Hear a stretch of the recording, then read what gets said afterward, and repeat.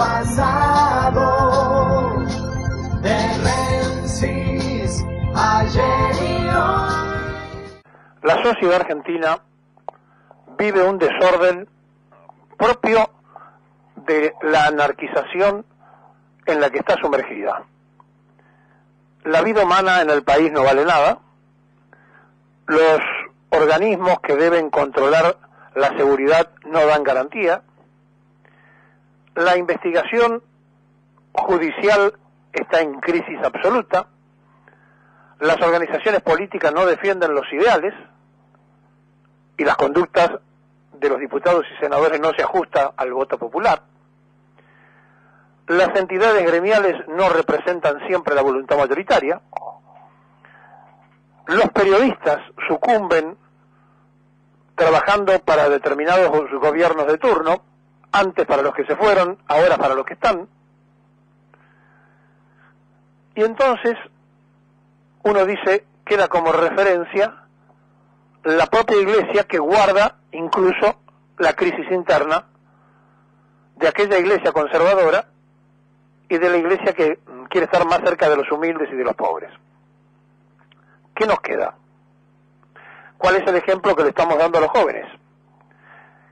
¿Cuál es la sociedad argentina que estamos criando con una juventud mal alimentada, llevada al vicio de la droga y el alcohol, con un escaso rendimiento en los educadores que no rinden porque están pensando en el salario, una crisis que llega también a los profesores universitarios, porque como no le alcanza, entonces no dictan clases, y todo el mundo protesta por el sector individual y no le importa la comunidad. Es decir, cada quien defiende su juego más allá del prójimo. Y entonces uno tiene que recorrer rápidamente hacia atrás, haciendo casi un trabajo que no sabe, el de sociólogo, para ver por qué alguna vez, casi en la mitad del siglo anterior, en un congreso de filosofía, después de exponer brillantemente el presidente argentino, termina presentándose a aquel congreso como la comunidad organizada. Bueno, porque a mitad del siglo XX ya Perón sabía del desorden propio, pero nunca imaginó, estoy seguro, que llegaríamos a este punto. En este punto, donde el individualismo propuesto por el capitalismo ha triunfado sobre el pensamiento social que aglutina la defensa de todos, nos pone en una línea de fuego absolutamente vulnerable y además manejado por una minoría que en los distintos gobiernos de turno se han sentado a manejar el Ministerio de Economía, el de Hacienda o el de Finanzas, transformando la felicidad del pueblo en una esclavitud. Nadie los vota a los ministros. Los ministros los eligen los presidentes que votamos. Pero hay que observar que tampoco cumpliendo con el voto y la esperanza de la gente, sino con lo que ponen los aparatos que manejan como titiriteros a los políticos, aparecen en la historia política argentina. ¿Quién podría haber imaginado, de los peronistas, de los propios radicales, que Domingo Felipe Cavallo iba a burlarse del voto popular del peronismo en un turno, de los radicales en el otro, y destrozar la economía, y además, como si nada hubiera pasado, que hoy lo inviten a los programas para que hable y se ponga en maestro ciruela? ¿Quién podría imaginar que el actual presidente del Banco Central, procesado por el megacanje y por el blindaje, el desastre de Fernando de la Ruina, que hipotecó en el poco tiempo que estuvo la alianza en el gobierno todo, pero que pocos se acuerdan de este episodio, porque la joya de la abuela que había liquidado Menem había dado una reserva de más de allá de 50.000 millones de dólares. Se fumaron los 50.000 millones de dólares y 200.000 millones de dólares más en el poco tiempo que estuvieron, y se fueron con muertos. Pero parece que ese episodio se omite. Se salta de Menem al kirchnerismo, como si De la Rúa no hubiera existido. Porque hubo cómplices que participaron en la alianza y que participaron en el kirchnerismo para hacer gobierno. Y cuando la sociedad entonces se aburre y se cansa, vota en contra de los que estaban, pero no a favor de Macri. Votan en contra de los que estaban porque se cansaron de la política anterior. Y le prestan el voto a cualquiera. Por eso fue presidente de la Rúa. Porque en una interna entre Menem y Duhalde, Menem no quería que llegara Duhalde y favoreció a De la Rúa, y después Duhalde no quería que llegara Menem y favoreció a Kirchner. Si no, ni De la Rúa eran presidente, ni Kirchner era presidente. Pero esto la sociedad parece no leerlo, no entenderlo y no verlo. Que son las mezquindades de las personas las que crean obstáculos insalvables. En esta crisis humana, donde no estoy hablando de crisis moral, porque en todo caso hasta podemos discutir la moral, sino que estoy hablando de crisis humana, en esto de el sálvese individual, no nos lleva absolutamente a ningún lado. ¿Y saben por qué? Porque en una sociedad donde a uno le va bien y al resto le va mal, cuando esa persona que le va bien sale a codearse con el carnicero, con el diariero, con el verdurero, que le va mal, tampoco puede vivir feliz, porque además después se encuentra con alguno que le dice con un revólver en el pecho, dame todo lo que tenés. Si no queremos cambiar la realidad, si todavía hay gente que se burla diciendo, mirá, votaron a Macri y mirá, ahora que se aguanten lo que pasa, creyéndose que venían de la panacea, creyéndose que el gobierno anterior nos había dejado en el Palacio de la Sonrisa.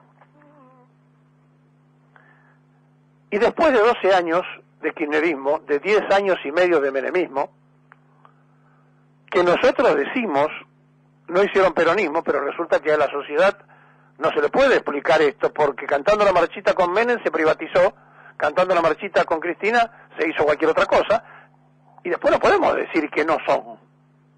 O se asume todo en el balance, a favor y en contra, o si no habrá que resignarse y buscarse otro escudeto.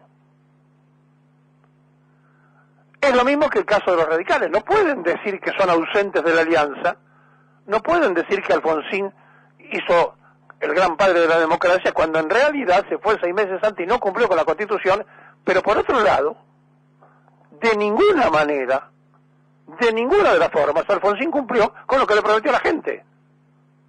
O se olvidan cuando convocó a la gente a Plaza de Mayo para decirle que se iba a morir de hambre. Es decir, vivimos una crisis que no resolvió la democracia porque es fraudulenta en su lectura, que no resolvió la dictadura porque no le interesaba resolverla, y entonces tenemos que retrotraernos a preguntarnos por qué somos como somos, y vamos a encontrar allí las consecuencias de los gobiernos que tenemos. La sociedad argentina vive el desorden más pronunciado desde la aparición como país, y cada día se acentúa más. Que los teócratas, que los CEOs de las empresas, que los gerentes hoy se sienten a gobernar el país en una mezcla absoluta de intereses propios e intereses del Estado, donde todo le da lo mismo, no varía a cuando con el grito de la patria metalúrgica, en pleno gobierno de Isabel se pedía el 100% de aumento. No varía. Es decir, siempre los propios, cantaran la marcha radical o la peronista, fueran pro dictadura o pro gobierno de derecha, se tomaran el tren de la izquierda y se bajaran por la derecha, o el de la derecha y se bajaran por la izquierda, siempre hicieron un trabajo a favor de un sistema capitalista que dice que el hombre vale por lo que tiene y no por lo que es. Y Perón enseñó que el hombre valía por ser hombre, no por los bienes materiales. Por eso él no hablaba de lucha de clases, hablaba de fusión de clases, decía menos pobres y menos ricos. Porque la lucha de clases excluye a unos y la fusión de clases incluye a todos. Pero resulta que hoy, en esta paradoja en esta determinación donde la vida humana no vale nada y donde recién se dan cuenta, después de asesinar el bolsillo de la sociedad, los radicales y la inimputable Carrió, le están pidiendo al PRO que tienen que bajar las tarifas, que tienen que dar explicaciones de por qué hacen estas cosas, pero en realidad y en el fondo, ¿saben cuál es la verdad? Lo que están haciendo es apretarlo al PRO para que le dé mayor participación en las próximas boletas electorales, porque están convencidos que van a ganar.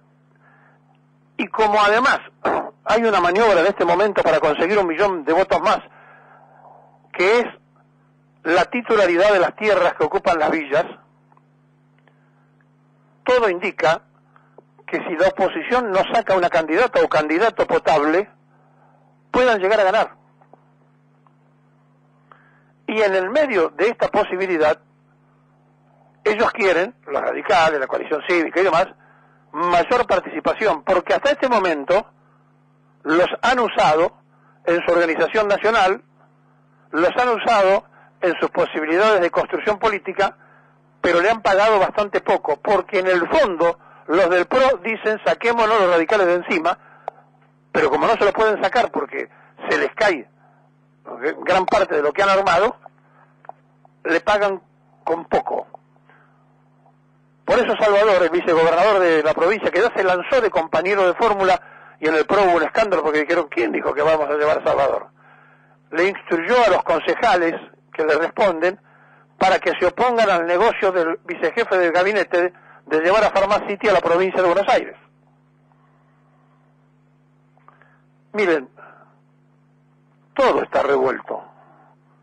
Todo es un gran desorden en un momento donde el mundo está pendiente de un loco que apriete equivocadamente un botón y nos meta a todos en un desastre.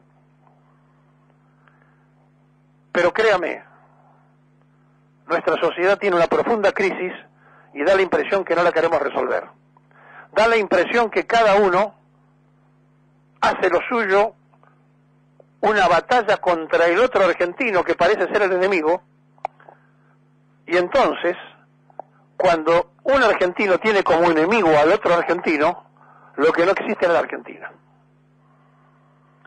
Aquello de estaba mejor y no importa si robaron, le pueden contestar hoy las minorías también, que ellos están mejor y no importa si estos roban.